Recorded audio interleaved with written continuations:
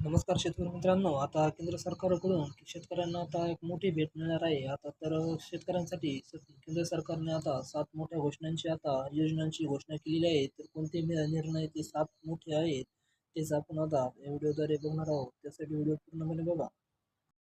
तर मित्रांनो, केंद्र सरकारने शेतकऱ्यांना आता मोठी भेट दिली आहे. केंद्र सरकारने शेतकऱ्यांसाठी 7 मोठ्या घोषणा केल्या आहेत. त्या 7 मोठ्या निर्णयावर सरकार आता 14,235 कोटी रुपये खर्च करणार आहे. तर डिजिटल कृषी मिशनला केंद्रीय मंत्रिमंडळाने आता मंजुरी दिली आहे.